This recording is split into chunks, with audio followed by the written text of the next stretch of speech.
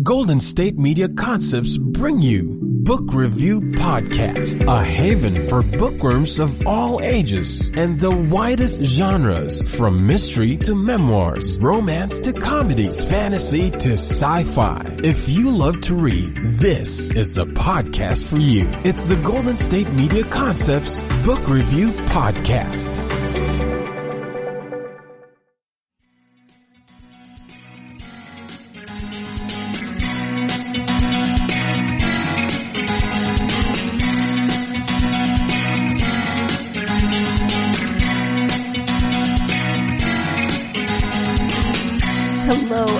Welcome to the GSMC Book Review Podcast, brought to you by the GSMC Podcast Network. I am your host, Sarah, and I am wishing you a happy Tuesday. Hope you had a great weekend, and I hope that the week is getting off to a good start, whatever it is involving. I have, as I said at the end of the last episode, another author interview to share with you today. I am speaking with author Craig DiLouie about his newest novel. It's called Our War.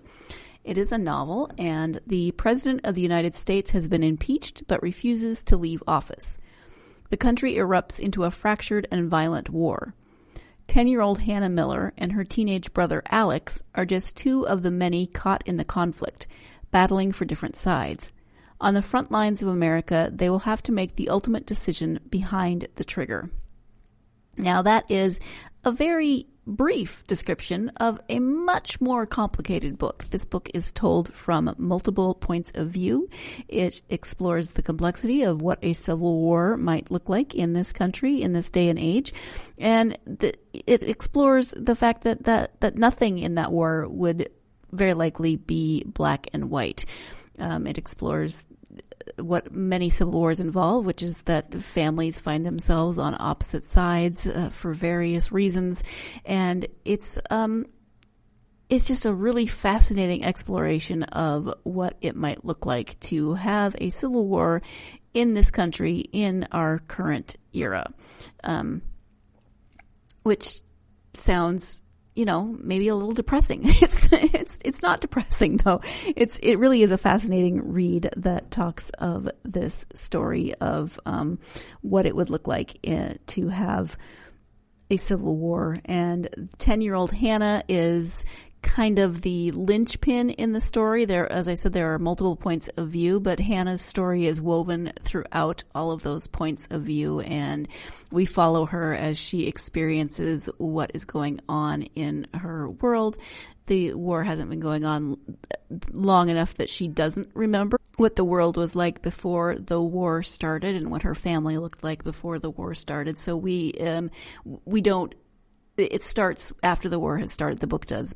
So we don't actually see her life except in memories, but we understand what it's like to be a young child and to go from before the war, this sort of normalcy, and then the war happens, and there's a lot of tragedy, of course. And so we see Hannah as she grows and develops and moves through this cycle of really starting out as a child and unfortunately becoming a child soldier. So I know I've said fascinating before, but I'm going to say it again. It really is a fascinating look at how all of this might play out.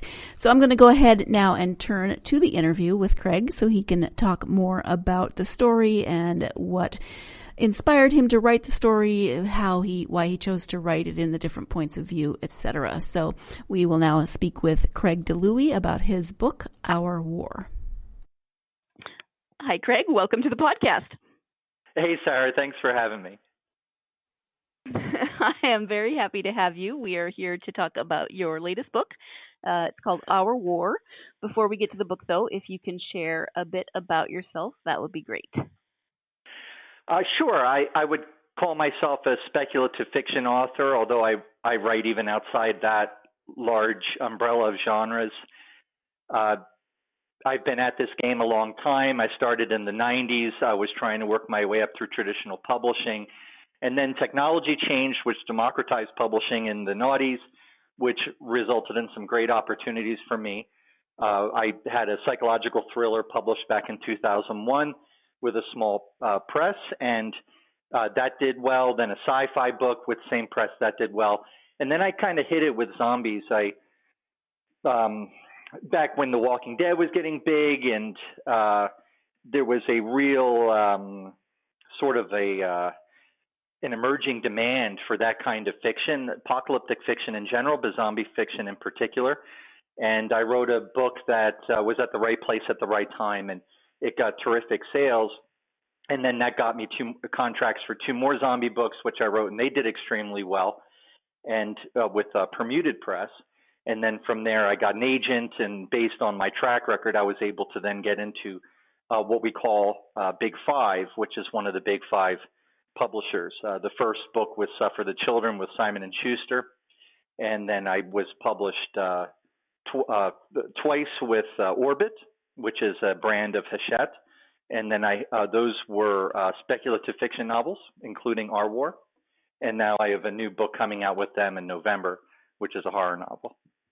So it's been a really long journey, and any success I've achieved is just fills me with gratitude and humility. It's been really something to have come from where I started to where I am now, and I couldn't be happier. Yeah, absolutely. Thank you for that.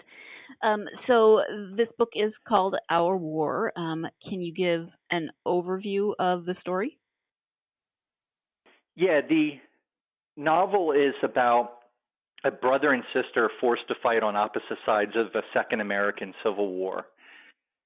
So the novel takes place in Indianapolis, which is under siege. And it follows 5 characters, the brother and sister, who are very young and end up fighting actually as child soldiers on opposite sides. And then there's a journalist who provides sort of a centrist point of view. She discovers there's child soldiers being used and wants to expose it. Another character is a UNICEF worker who is there from Canada to help the city's children. She discovers the use of child soldiers and wants to put a stop to it. And then she provides a point of view as somebody who's sort of outside the war entirely.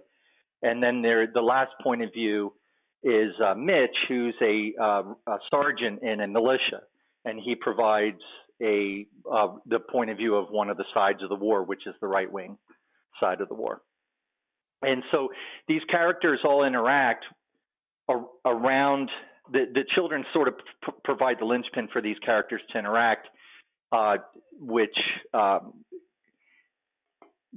culminates in their experiences and their character arcs being realized, although the war itself doesn't change much by the end because it's a very static kind of war. So the themes of this book are political tribalization. So that's really what the book is about. So I can tell you about the plot, and I would love to tell you about the characters because they're great. But really what this book is about is this big idea of political tribalization and what the costs of that are if Americans can't find a way to talk to each other and resolve their political differences. So it's a cautionary tale. It's a dystopian. It's also, very much a cautionary tale. Yeah, in fact, when I first picked up the book, I flipped it over and looked at the back, and it says the President of the United States has been impeached but refuses to leave office. And it's like, oh man, do I want to read this? Feels a little too much right now, but yeah. Then it moves on, so it doesn't feel like some of our current situations have felt lately. Right. You mentioned that the children in the book are kind of the linchpins, and Hannah really moves throughout the story in its entirety. Can you talk a bit about Hannah and her story and why that might resonate with readers? Yes, Hannah's very young, and she's orphaned by the war. She's separated from her brother, who ends up fighting for the right-wing side, and she ends up fighting for the left-wing side. So I wanted to have children or child soldiers as an angle on this story because I wanted to go off of the typical most of these second Civil War books are very strong wish fulfillment type of books. By, everything's collapsing, the political sides are finally having it out, what's going to happen, and hopefully my side wins. This is not about not about that at all. This is really about the cost of even thinking that way and wanting that to happen. Of course, wish fulfillment is harmless, but if it ever did happen, there would be an enormous cost, and I think we need to understand that. And so I wanted to have the use of children for several reasons. One is by showing her gradually becoming radicalized and becoming a fighter in this militia. You see the real cost of war. American exceptionalism is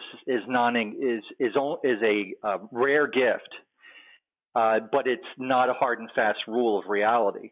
The things that happen in other countries that are horrible can happen here, and they will happen here if society were, say, to break down. And so there are hundreds of thousands of child soldiers fighting all over the world. If there were a civil war here of the type I imagined, it's not outside the realm of possibility that we would see child soldiers filling the ranks. And so the other thing I wanted to do by having it told from Hannah's perspective was that my biggest problem writing this book, when you're an author, you look at your book and you're like, okay, what is my biggest problem right here that I have to solve when I'm going to tell this story?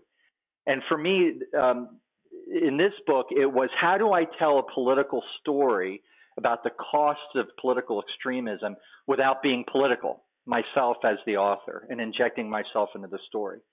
And so what I did with the two main characters is I had them tell their stories. They're being indoctrinated and they're viewing all the politics, but it's really kind of meaningless to them. Really, the reasons they're there is because it's safe. Hannah feels warm and safe and loved in the militia, which ends up fueling something she wants to fight for. And that is her reason to fight. But really, all the politics is kind of a mess to her, and she doesn't understand why everybody's fighting. So those are the two. Those are the three main reasons why I use child soldiers, culminating in that in a civil war everybody fights and nobody wins, and so then the next generation is the one who has to bear the true cost of it, and so that's why I used child soldiers, and why I think Hannah's story is so powerful. Everything is taken away from her by the war.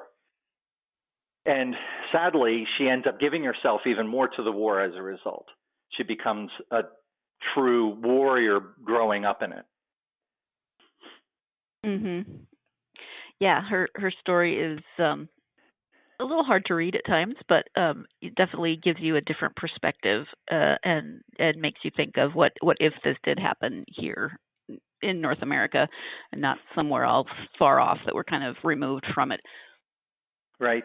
Yeah, the war as I imagined it is not what you would see. People think of Civil War, they're like, okay, so it's going to be like the last Civil War, North versus South. Probably not. Or they'll think, oh, I know what it is. It's going to be all the red states and blue states fighting. Probably not. Now, a conflict like that could happen if there was a issue of importance to states like slavery was, where the states ended up fighting over to settle that issue politically and then militarily. The political tribalism that's affecting America today, and where there's all sorts of talk about it, particularly on the right wing, about taking over state houses, fighting a civil war, getting ready for the Civil War. They're constantly rehearsing for the Civil War, and so that kind of civil war that would happen wouldn't be around a political issue of interest to states. It's a political issue of interest to just individuals who are forming networks. And they're already fighting this war in other ways. It's a Cold War, right? And if that war ever got hot, the war wouldn't be between states and states, in my opinion. It would be more like if you look at the electoral map, the country is basically a whole bunch of very blue islands in a deep sea of red. The cities tend to be liberal. The countryside tends to be conservative. And so in what I had imagined in this novel is a civil war would look less like the last civil war in our country. It would look more like Bosnia in the 90s, their civil war, where the countryside fought the city and Sarajevo ended up under siege. And it was for the most part, a civilian war where the military either refused or could not act. And you had basically civilian militias forming, arming themselves and fighting it out in a war that's very somewhat low tech and very static. And so that was how I had imagined the war occurring. And so you can imagine this war is not in far off battlefields. This war is all around you all the time. And so it's much more horrific. It's much more dystopian. And in my view, it's somewhat realistic. A lot of people might say, that kind of war would never, or a war would never happen, A, and B, that kind of war would never happen. That's fine. It's just that I think that it would happen. If it were to happen, it would probably happen that way. It would just be waiting for the right catalyst. In this case, a president is impeached and refuses to leave office, and that president, being a hero to the extreme right. We're going to go ahead and take our first break of the podcast now. When we come back, we'll be talking a bit more about some of those characters, both main and secondary, some really strong and resilient and complicated female characters throughout the novel. So stay tuned. You're listening to the GSMC Book Review Podcast, and I will be right back. You really can't underestimate the importance of having the right creative work for your brand or your product.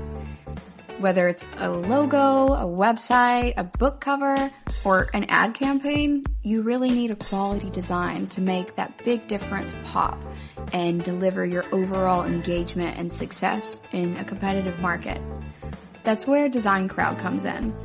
Design Crowd has over 750,000 designers from Sydney to San Francisco ready to help you with awesome creative ideas. They make crowdsourcing work for you. So if you need a logo or you're working on your creative branding, you can go to designcrowd.com and post a brief describing the design you need. And then within about 2 to 7 days, you'll receive up to over 100 different designs from designers around the world. Then you pick the best design and approve payment to the designer. So you're only paying for the design that you want. It takes a lot of the guesswork out of freelancing and out of crowdsourcing. And you don't have to be a huge company like Harvard Business School to use Design Crowd, although they have used it as well. You can start a project on Design Crowd for as little as $99. And if you go right now to designcrowd.com/health and wellness or enter the promo code health and wellness on their website, then our health and wellness listeners will receive up to $150 off of your design project. That's designcrowd.com/health and wellness or entering that promo code health and wellness. Are you tired of the same old news? Are you sick of the seemingly endless political spin and negativity? The GSMC America Still Beautiful podcast is a weekly news podcast covering all the top positive and uplifting news stories. We cover stories that will inspire, uplift, and remind you of the good in the world. Tune into the Golden State Media Concepts America Still Beautiful podcast to get all the great and positive news stories of today. Download the GSMC America Still Beautiful podcast on iTunes, Stitcher, SoundCloud, Google Play, or anywhere you find podcasts. Just type GSMC in the search bar.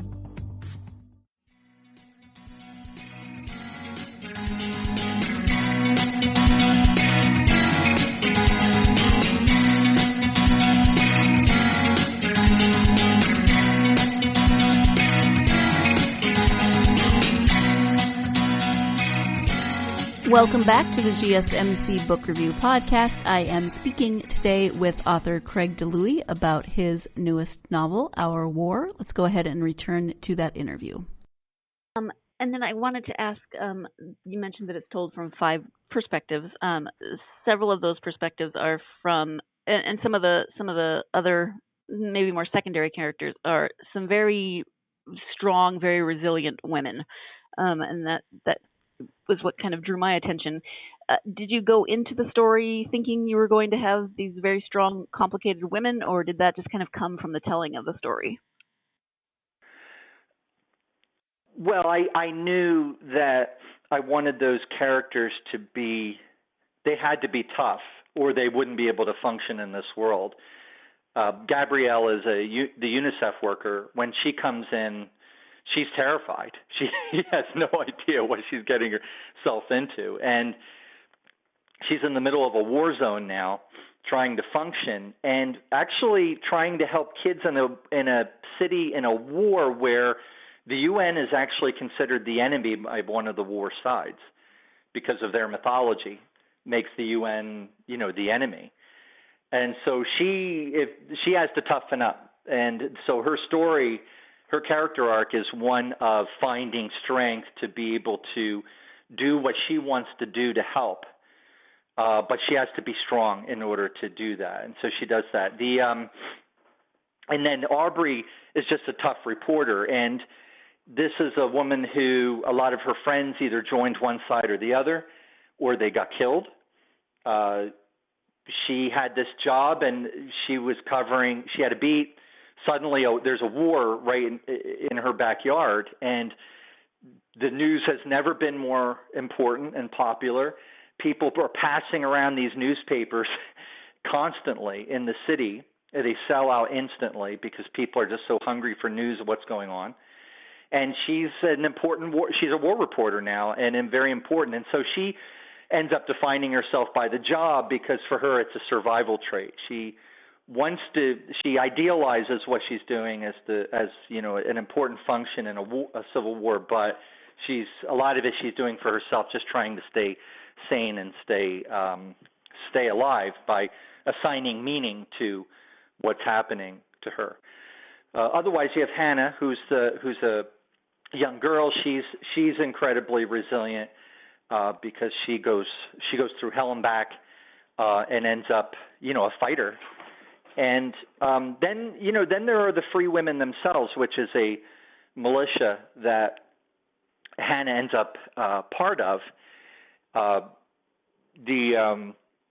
Alex, her brother, ends up in a right-wing militia called the Liberty Tree, and they consider themselves patriots, and they're fighting for constitutional reforms like a balanced budget amendment, English as the official language, things like that.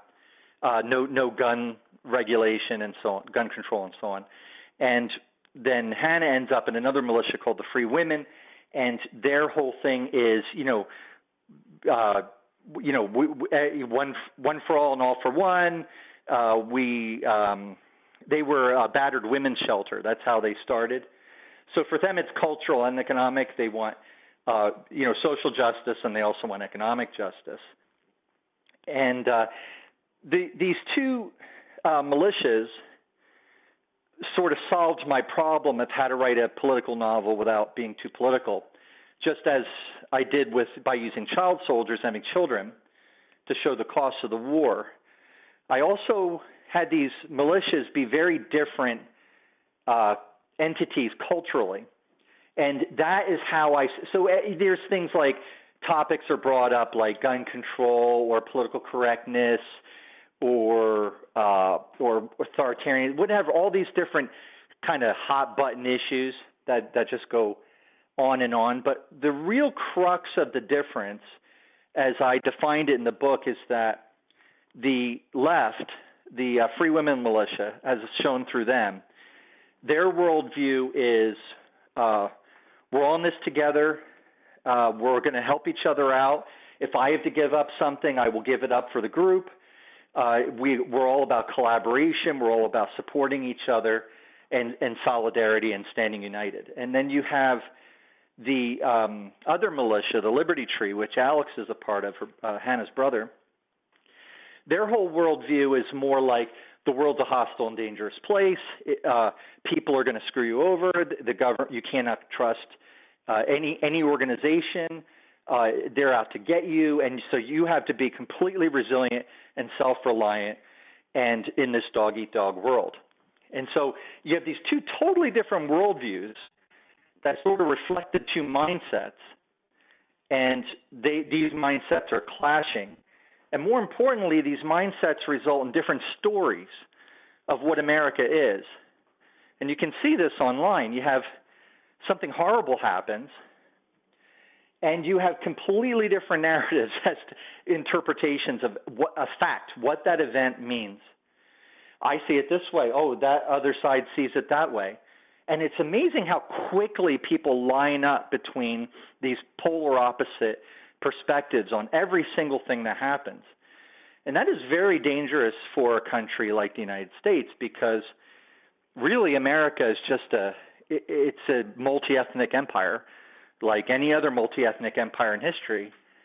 But what unites it and makes it a nation is its ideas, this story of the American dream and opportunity and liberty, and you can accomplish certain things.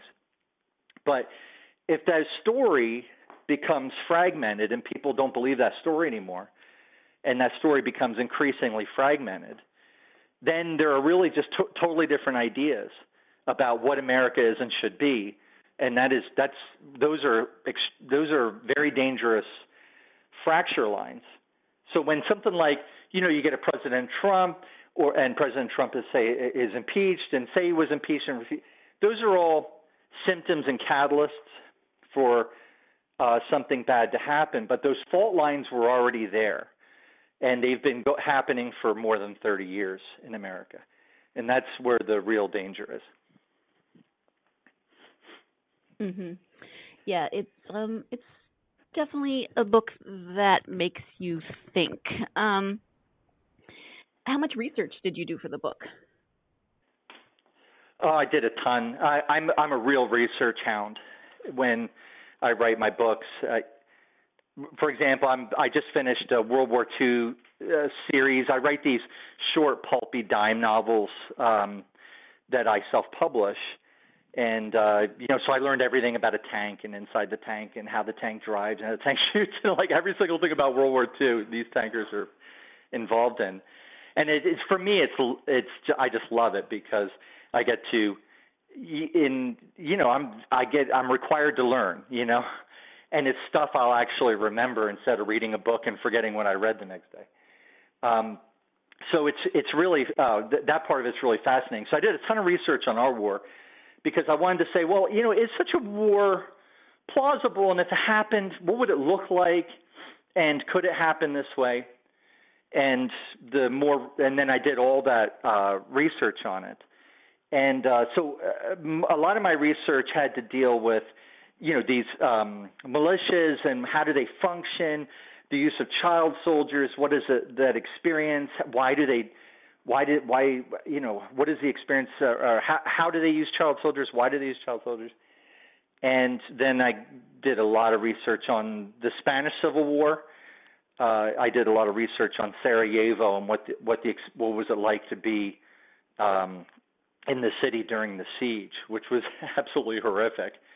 But a lot of what you see politically inside the city, all the machinations of all these different militias with different agendas, is sort of based on the Spanish Civil War, and then the siege itself of Indianapolis is based a lot on Sarajevo. And otherwise, I just kind of drew from reality. One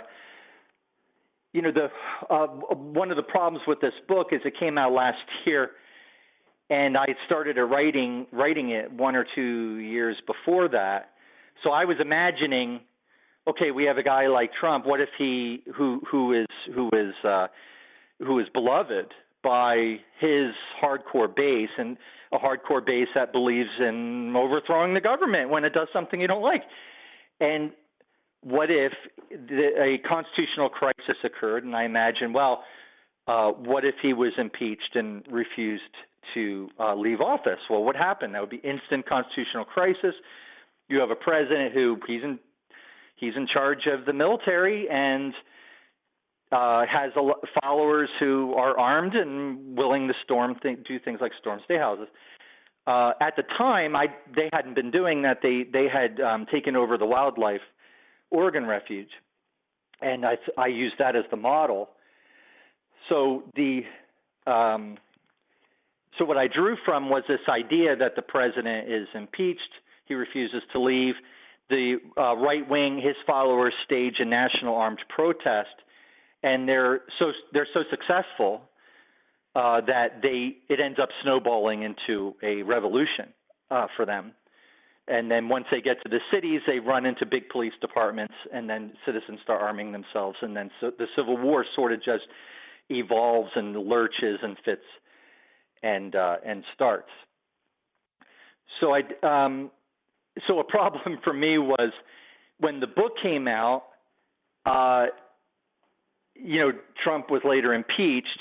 He was not convicted and removed. And but now, in reviews, people are reading the book and they're like, "Oh, the author has the president's impeached. The president called for civil war. These right-wing militias called for civil war. They called it a soft coup by the deep state. They took over state houses and government buildings with rifles. Where does the author get these ideas?" And I'm like, this book came out before all this happened. But what can you do, right? So now it kind of looks like I ripped off headlines, and I'm like, oh, look at this guy exploiting everything going on. I'm like, okay, whatever, I give up. Right. I mean, it came out last year, and I think people don't realize that it takes a while to get a book published. First you have to write it, then it has to be edited, then all of those things take time. Yeah, totally. So that's okay. That's funny. It might seem like a fairly timely topic, but, books take a long time to write and get edited and published and all of that good stuff. So really, it was nothing that we're experiencing right now was going on during the writing of this book. So let's go ahead and take another break. When we come back, we'll be talking more with Craig about some of his other books and writings. So stay tuned. You're listening to the GSMC Book Review Podcast, and I will be right back.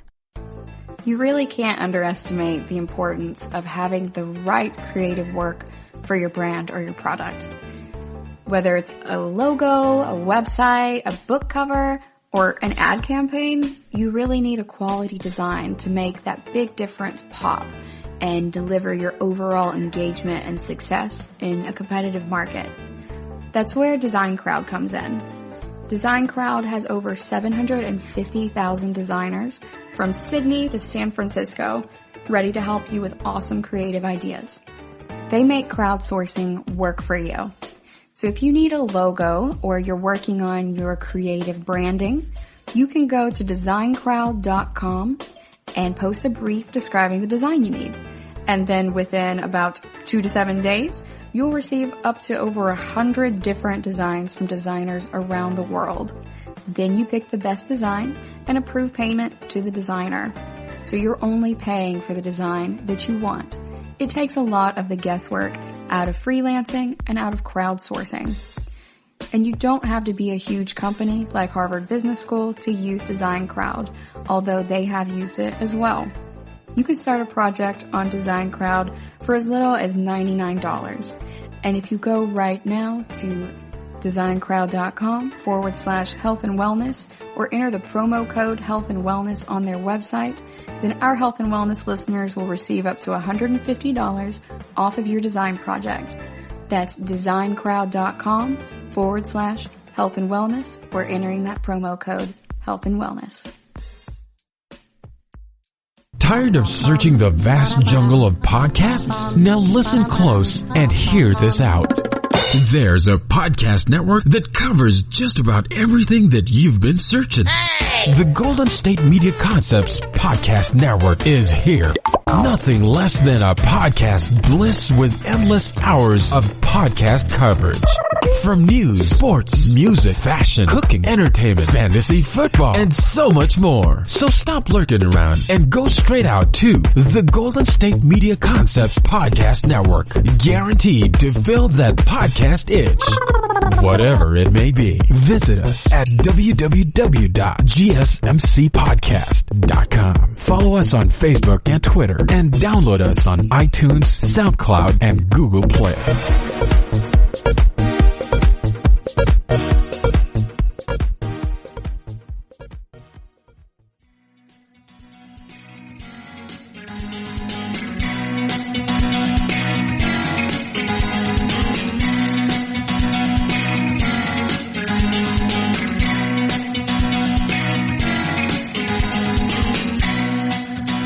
Welcome back to the GSMC Book Review Podcast and my interview with author Craig DiLouie about his book, Our War. At least that's what we were talking about before the break. But now we're going to turn our attention to some of his other books. So let's go ahead and return to that interview. Are there any of your other books that you would like to highlight? Would you like to talk a little bit about the one that's coming out or any of the ones that were previously published? Sure. I've got something for everybody. Suffer the Children is a twist on the vampire novel where a parasite kills the world's children. They come back and with a thirst for, they need blood to be able to reanimate. And so the parents face a choice. Do I let them go or do I find blood for them? And I can only take so much for myself, so it's got to come from somebody else. And so the question of the novel is, how far would you go for someone you love to keep the children alive? The children have become essentially vampires, but the real monsters in the book are the parents. To keep the children alive, these parents all face that choice, exactly how far they'll go or what they'll do. So it's an apocalypse. The idea for that was, what would it look like to have an apocalypse out of love? And that this extreme love that, say, parents have for their kids, could that actually cause a collapse and destroy the world? And this was that story. So that was nominated for a Stoker Award, an Audie Award. It did really well. That was published by Gallery from Simon & Schuster. And then I had a book called One of Us, which is a Southern Gothic monster story, misunderstood monster story, about a plague that results in mutations in people, but they're so it's sort of like X-Men, but nobody knows they have powers. Really knows they have powers yet. They're just monstrous, and so what do we do with these people? So they put them in orphanages. They keep them away. So it's a novel about prejudice told as a misunderstood monster novel, which is written as a Southern Gothic. And that was a lot of fun. So I read a lot of Cormac McCarthy to get the tone and a lot of the language right. Then Our War came out, and then my next book is also from Hachette. It's from their Red Hook imprint, and it's called The Children of Red Peak, and it's a novel about a Christian doomsday cult. And so in the present day, there are three people who survived as children, growing up in this religious group that ended up becoming a cult that did all these really bad things, and it culminated in a horrific last night. And so many years later, these people are dealing with the trauma of what they experienced and end up coming together and reuniting to confront their past and the entity that may have appeared on the final night. And so they're going to have to go back to Red Peak to confront all that and solve the mystery. And so that, it's very. That's when I write these books, I try and have a big idea in mind, a theme, which is really helpful when you're writing to have that in mind from the get-go, so it comes out organically. And so you don't graft it on and hit people over the head with it, but you should always trust your reader to come up with things, to get it, and to come up with things on their own. And to show your hand as little as possible as the author what you believe. And so Suffer the Children was about love. One of Us was about prejudice and hatred. Our War was about political tribalization. And then this next novel is going to be about belief and memory. And otherwise, I have I write these little dime novel series, World War II series, that sell extremely well. Did a series called Crash Dive that culminated last year in the last episode. And that was, it's like Horatio Hornblower on a submarine fighting the Japanese in World War II. But it's sensational action, but with really gritty, grounded realism, which is sort of a signature of my books. I like to do the research and make it as gritty and realistic and grounded as possible so that all the fantastic things can happen and they're more believable. And then I rolled out Armor, which is my tank series that just came out this year. So that's all I got, but it's plenty. And right now I'm working on a book called Homecoming, which is about a future war with China in the Pacific. All right. So it kind of sounds like you just start with the question of what if and go from there. Yeah. Great. So is writing something that you've always wanted to do, or you said you've been writing since the 90s. Is it something that you'd always thought you would try, or is it something that came about in a specific way? Yeah, absolutely. I wanted to be a writer from a very, very young age. And at the age of 9, I got in big trouble for this, and rightfully so, but I was tape recording my mom on the phone so I could get dialogue. And I was typing it up to get dialogue. Oh, no. And then I was, I didn't care what she was saying because I didn't understand anyway, but I was 9. But I wanted to understand dialogue. And then I read a lot of Robert E. Howard in high school, and I wanted to be Robert E. Howard, so I wrote like Robert E. Howard for a while. And then after college, I did that thing. I did the thing where I wanted to write the great American novel, and if it sold, I would become a writer. If not, I would get a 9-to-5 job. And I ended up getting the 9-to-5 job. I wrote a novel, but it was close but no cigar, actually, on an agent. But I rewrote that thing so many times it became Sisyphean for me, and ended up getting the job that I ended up doing writing every day for a living. And that, one thing led to another. I was a magazine editor. I lived in New York for a period of time. Before that, I lived in New Jersey. I was in advertising. Then I was in publishing. I was a editor and publisher of a trade magazine. And then I went solo, ended up moving to Canada, where I live now. And I've been working at home ever since, and my time is split half between doing writing for the construction industry, which is what my day job, and then my other day job and night job is to write the fiction. All right, thank you. So then, out of your particular journey, do you have advice for other aspiring authors who might think they want to write the great American novel or just write a novel? Let's see. Yeah, I get asked. Okay, so this thing is a ladder, right, with lots of rungs. It's not that you've made it or not made it. You're somewhere on the ladder, and you have to keep climbing, right? And you're going to get more and more resistance. You might have less resistance, but you have to keep climbing. So I haven't made it. Other people have not made it. I'm here on the ladder. Someone else is somewhere. Somebody is somewhere else, and can boom suddenly be ahead of me or behind me or whatever. It's a very fickle profession, and it's an emotional roller coaster, but actually a very, very real one in terms of how career paths. And so people have asked me, okay, well, how did you get where you are? And I've seen authors field that question when they have had some taste for success, and they end up saying, okay, hey, well, here's what you do. You do what I did, okay? And then boom, boom, boom, boom, boom. I think my journey, I don't think that's great. I think my journey is like, if I were to describe my journey, it would sound like somebody falling up the stairs. Like, how do you tell someone how to fall up the stairs?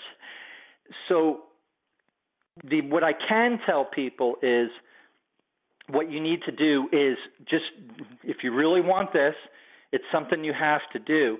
Don't give up, Just do it because you have to. Like, you don't really have a choice because you are a writer and it's what you do. And if you're that person, this becomes so much easier because you don't have to sweat all the making sure you do this and do that career-wise.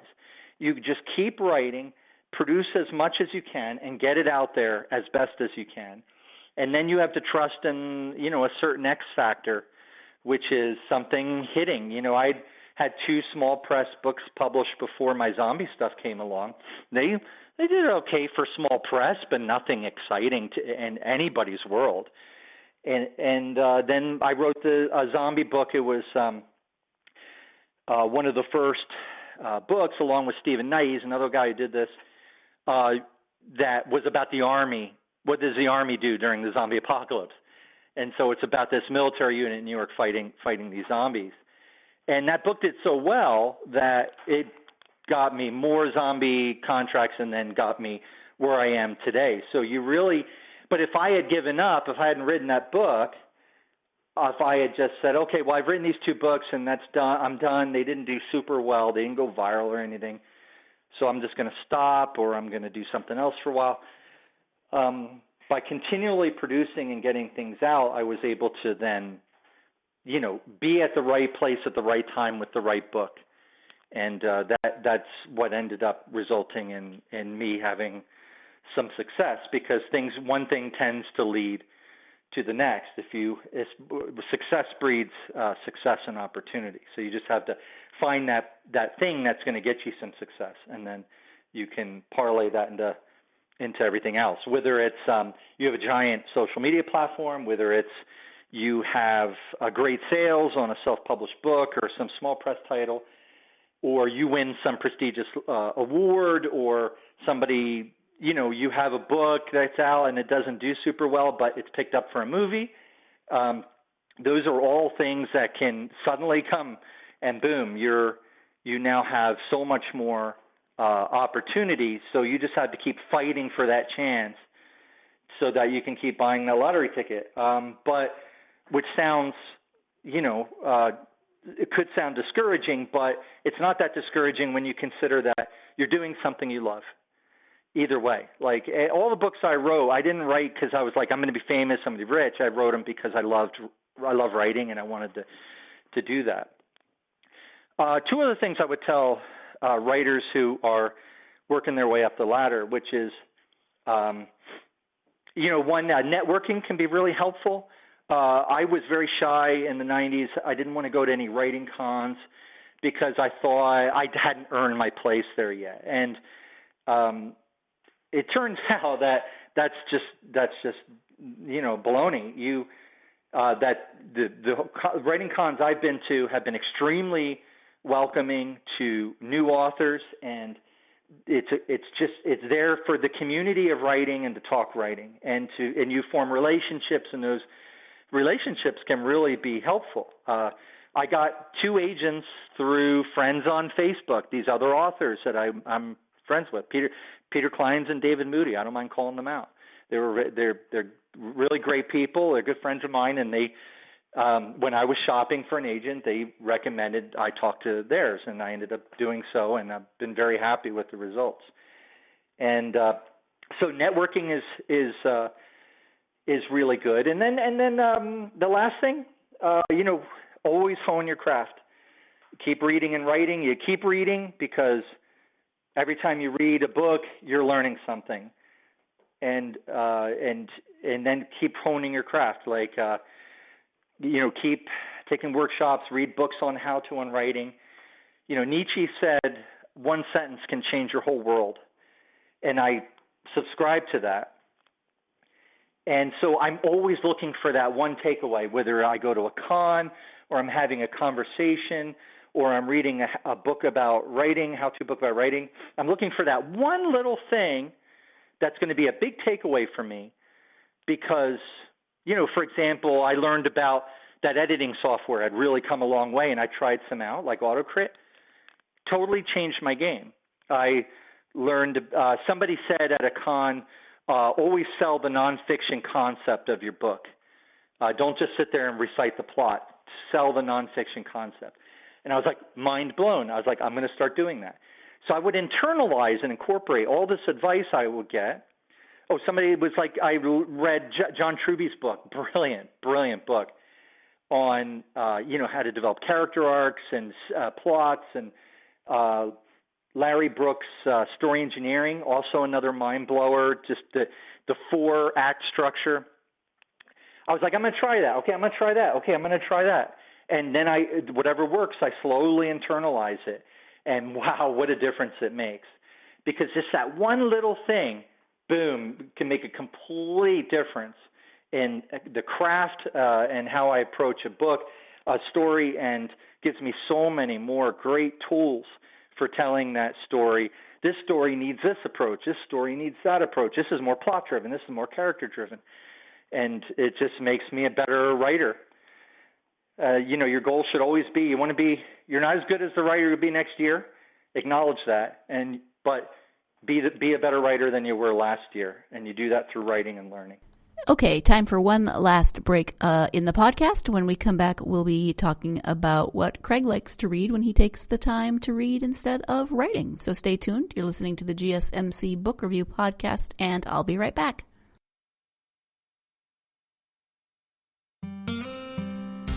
Pets bring such joy to our lives, and the GSMC Pets podcast is here to share in that joy. We'll tell stories of pets finding their forever homes, acting in unexpected ways, being helpful, or just being silly.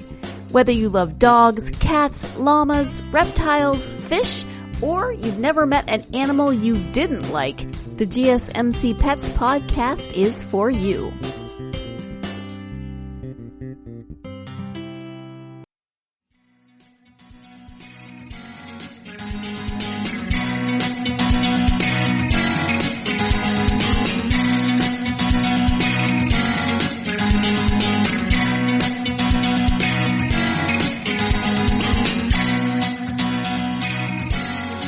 Welcome back to the GSMC Book Review Podcast and the conclusion of my interview with author Craig DiLouie.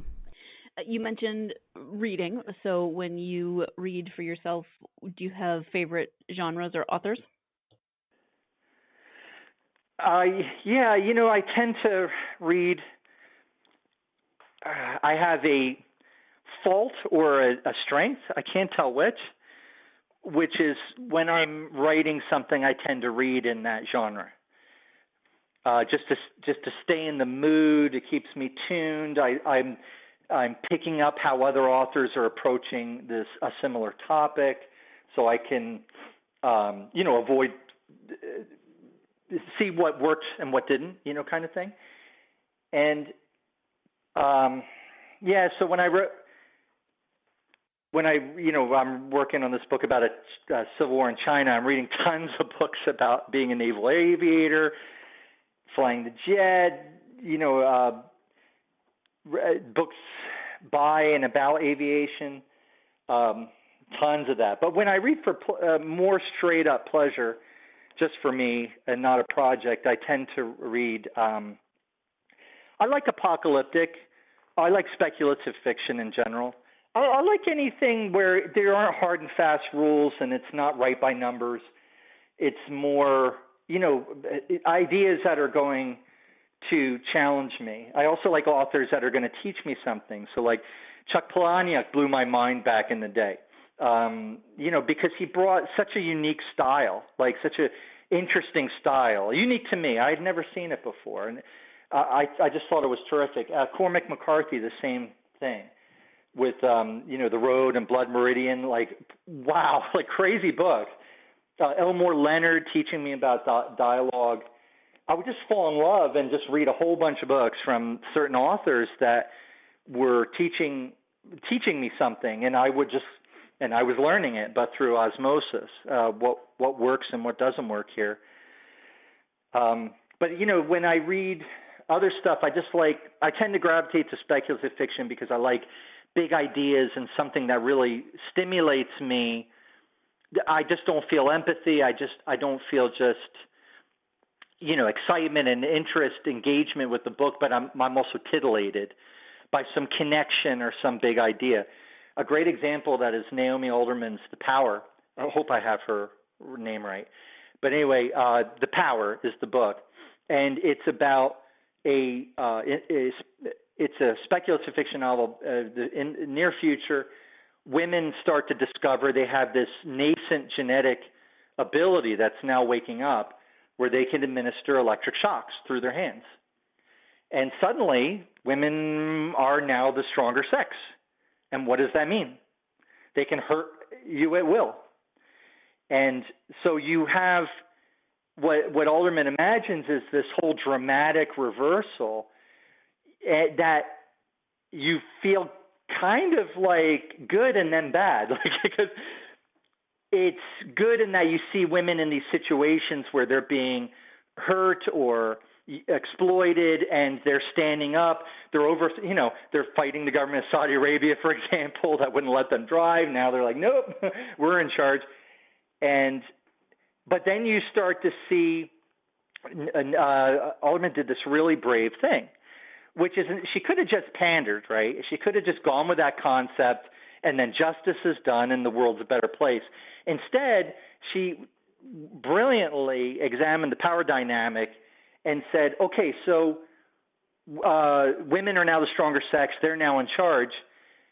Far ahead of now and into that future, they are now, you see evidence that they're behaving like men used to behave, the worst of it, because they now have the power. And I just thought that was such a great follow-through with the concept. And so it's books like that like when I close the covers, I want to think about it. I just don't want to be like, wow, I really felt something. I like that story. That was really well written, et cetera, et cetera. It'd be great if there were some big idea I could think about. I mean, those are your biggest dream as an author is you want someone to talk about your book after they close the covers to a friend, right? So you want them to enjoy it as an artist, but as a business person, you want them to tell their friends about it or write a review or just talk because they're still thinking about it. And so those are the books I like the most, where there's some great idea that afterwards I'm talking about it with people because it really affected me and it really stuck with me. Mm-hmm. So I know you have a website. If you could tell people your website as well as where they might be able to interact with you on social media. Yep, I'm at CraigDiLouie.com, DILOUIE.com, and I blog about books I'm reading, movies. There's a lot. If you like genre, speculative stuff, genre stuff, whether it's movies, TV shows, and the like, I do mini reviews, and nothing super deep or intense or anything like that. But you might find things there you haven't seen before, and if you don't like my fiction, you'll find something else you like maybe. So I would encourage people to go there. I have a mailing list. I only bug you when a new release is out. And otherwise, I'm on Facebook and Twitter, and pretty much Facebook is the main thing I do. I find that social media is like kind of a time sink, and I've seen some authors, the way to really interact with it, to try and get eyeballs and people interested in your fiction, is to, just create this persona and work it, and it just feels alien to me. And so I just post my reviews and I tell people about my books on social media now. I don't go all out on it. I'd rather be writing good books and let the books sell themselves, so to speak. If someone likes the book, they'll tell their friends about it. That's sort of how I'm approaching the whole marketing thing right now. So that's where I am. I'm on I'm a little bit on Twitter, mostly on Facebook, and I'm on and then I have my own website. And I'd love to hear from your readers. Thank you so much. Your listeners. Okay. And that would be a great ending note, which is if you want to check out my stuff, I'd love that. If you have favorite authors, any readers out there, write to your favorite authors. They'll love to hear from you. A lot of times we think, they're so busy, or they don't want to hear from me, and actually they do. It's sort of an author's gold, not just a review, which I would say anybody, if you like a book, please review it, because that's like you're basically taking gold bars and sticking them in the author's pocket, because they're so valuable to an author, a good review. And so please review your favorite authors, and then if you want to take time to write to them, even a quick note, they'll love to hear from you. When you write, you're writing, you're doing it for yourself. But when you get published, you're performing for others, and it's a relationship. It's a loop, and it's just great to see that feedback from people. It's so gratifying for an author, and I think that a lot of readers, they really, if a book touches them, it can be really powerful. And if they reach out to an author and that author responds, I think it's real nice for them too, to say, I admire someone, and they reach back out to me. And so that would be something I would strongly encourage everybody to do. All right. Well, thank you so much for taking the time to speak to me about your books and writing. I really appreciate it. Thank you. It was great to be here. I appreciate it. Thank you once again to Craig for taking the time to talk to me about his newest novel, Our War, along with some of his other books and his forthcoming book that's coming out this fall. Thank you to him. Thank you, as always, to you, my listeners. I so very much appreciate it. Yes, I know I say that every episode because it's true every episode. If without you, there would be no podcast. I mean, I could record it, but it's much more fun to have people actually listen to it. If you are a fan of the podcast, as always, I would like to ask you to please give us a nice review, whether that's 5 stars or a written review. Those reviews help immensely in order for us to get the podcast out to more bookworms like yourselves. So thank you in advance for doing that. You can also follow us on social media, GSMC Book Review Podcast, or GSMC Book Review, Facebook, Twitter, and Instagram. I would love to hear from you, hear what you think about the interviews, what books you're reading, what's going on in your reading world, etc. So hit me up on social media and give me some reactions. I would love to hear from you. Thank you, as always, for joining me. I hope you'll join me again on Friday when I will be speaking with author James Cooley about his memoir, Country Boy, City Boy. And I don't have the book in front of me, but the subtitle is something along the lines of A Journey That Ain't Over Yet. He writes with a lot of compassion and humor and warmth. So I hope that you will join me on Friday for that interview. Hope you're having a great week. I hope it is going well, whether your state's opening back up and you're going back out into the world. Please be safe. Whether your state's not opening back up and you're staying home, please be safe, regardless of what's going on in your state. Please be safe and be considerate of others and their safety. And I hope that whatever your week brings, it brings lots of time to get yourself lost in a good book. Thank you. You've been listening to the Golden State Media Concepts Book Review Podcast, part of the Golden State Media Concepts Podcast Network. You can find this show and others like it at www.gsmcpodcast.com. Download our podcast on iTunes, Stitcher, SoundCloud, and Google Play. Just type in GSMC to find all the shows from the Golden State Media Concepts Podcast Network, from movies to music, from sports to entertainment, and even weird news. You can also follow us on Twitter and on Facebook. Thank you, and we hope you have enjoyed today's program.